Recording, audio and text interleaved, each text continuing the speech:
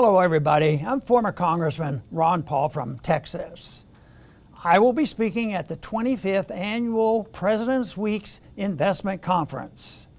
I want to let you know that I've been very much involved in politics and economic education for a long time. I was fascinated with what was happening monetarily back in 1971. It was when the gold window was closed and Nixon put on wage and price controls, and it motivated me to run for Congress. And I was an MD at the time, practicing medicine, enjoying myself, but I felt compelled to speak out about monetary issue.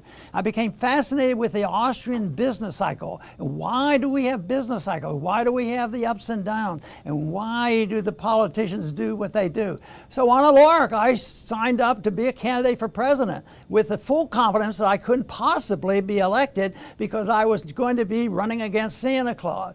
But lo and behold, I ended up with a 24-year career in Congress, fighting the battle there to try to cut spending and talk about sound money.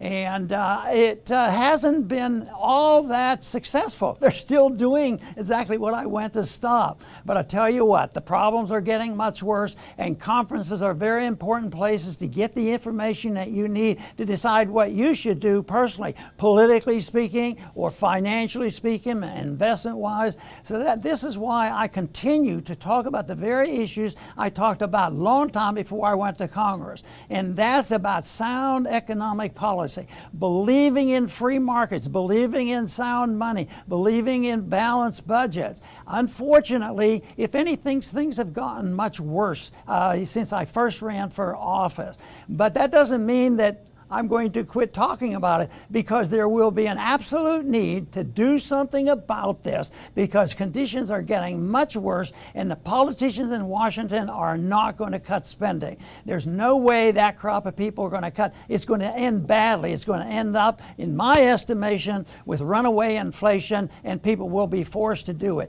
because if you cut anything now, there'd be a revolution, and it wouldn't be tolerated. There's never going to be an opportunity for another Paul Volcker to come through and say, you know what, we need to tinker with the monetary policy and raise interest rates a little bit. It's not going to happen. So I think we are destined. And the big problem I see right now, not only has this been an attack on our financial well-being, it's been an attack on our personal liberty, because our conditions have been complicated by what's been happening with this COVID lockdown business, this inability for us to even talk about natural immunity, and this is a violation of civil liberties. So as our financial conditions have deteriorated, so has our protections for our civil liberties. So we have gone a long way astray from what the presidents and our congressmen in the past have supported, and especially have strayed a long way from what the founders thought we should do, because they had an outline for us. They gave us the outline, but guess what? They don't follow it anymore, and that's called the Constitution. So that is my theme. Liberty would solve a lot of our problems. We have done a lot of dumb things, and we cannot live beyond our means as a country. You can't do it as an individual or as a business. Eventually, you have to pay the piper. And right now, the crisis that we're in is because we are in the midst of trying to pretend that we don't have to pay the piper. But it will occur, and that is why it's so serious of a matter, and people have to get prepared and try to understand what's really happening and do what they can to take care of themselves, but also help change the conditions so that the American people will accept the principles of liberty once again.